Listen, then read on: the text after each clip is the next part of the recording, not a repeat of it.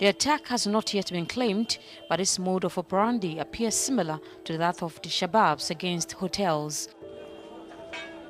Islamists who were driven out of Mogadishu 7 years ago are still holding on to the dream of overthrowing the Somali government, which enjoys the recognition and support of the international community.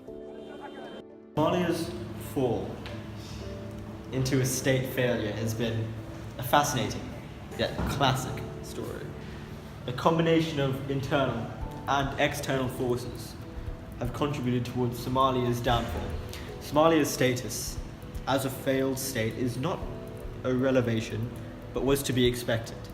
European colonialism left a deep imprint on Somali communities and was the cause of growing tensions after Somalia acquired independence. It contributed towards their state failure because it distorted structures in society between the US and the Soviet Union.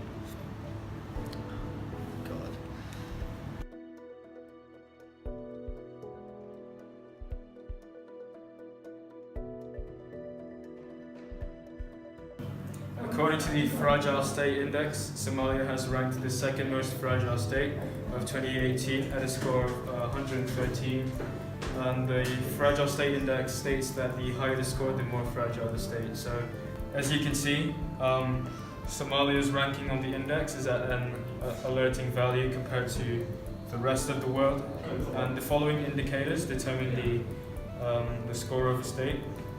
So there is security apparatus, factionalized elites, group grievance, economic decline, uneven development, human fly and brain drain, state legitimacy, public services, human rights and rule of law, demographic pressures, refugees and IDPs, and external intervention. The devastating drought and the threat from Al-Shabaab fighters causing many to suffer. I came here because I can't get help in my village. Al-Shabaab fighters control. Now, let's begin with Somalia's rocky history. Somalia was previously a part of the British Protectorate. However, Britain withdrew their forces in British Somalia in 1960 to allow it to join with Italian Somaliland to form Somalia. In 1916, Mohammed Said Bar ushered in an authoritarian socialist rule characterized by the persecution, jailing, and torture of political opponents and dissidents. This regime collapsed in 1991, which led Somalia into further turmoil and may be a contributing factor to Somalia's fragility. The anarchy in Somalia led to warring clans, and by 1992, an estimated 350,000 people had died due to disease, starvation, or direct casualties of the civil war. Over a period of 16 years, Somalia had collectively had 14 failed attempts at forming a government, which none of them sustained for a long period of time. This leads to three key points: warlords, lack of revenue, and lack of central government. These may arguably be the most pressing factors for Somalia's fragility. And they even stole the medicine. What is needed, of course, are homes for orphan children and ongoing child care. But that is far into the future. For now, it is a big enough task just to keep these children alive. Jim Laurie, ABC News, Baidoa, Somalia. Somalia faces issues of unclean drinking water, poor sanitation, malnutrition, refugees, and a high infant mortality rate are all widespread problems. Many diseases are prevalent or have occasional outbreaks, including intestinal illnesses, malaria, cholera, measles, Rift Valley fever, tuberculosis, leprosy, and bilharzia.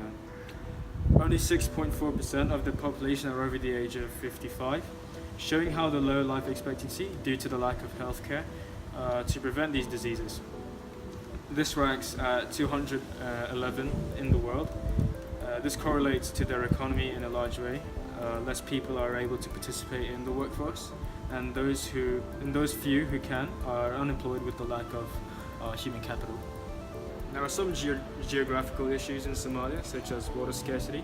Contaminated water contributes to human health problem, improper waste disposal, deforestation, land degradation, overgrazing, soil erosion, desertification.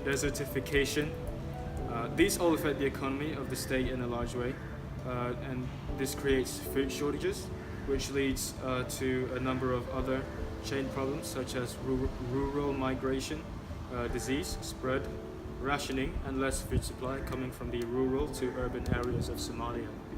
Due to workers in the food shortage affected farm being unable to work with hunger or more inefficient. The biggest international intervention that has been constructed to the upheaval of Somalia is UNSOM, which stands for the United Nations Assistance Mission in Somalia. Its motives are to support national reconciliation, provide strategic and policy advice on various aspects of peace building and state building, to monitor the human rights situation, and to help coordinate the efforts of the international community through the challenges they face, such as security, governance, and economic recovery. They aim on reforming 2 out of the 3 branches of government: the executive, which is a security branch, and judiciary systems. It began in 2013 and aimed to finalize a federal constitution and to galvanize economic recovery, particularly providing opportunities for the youth.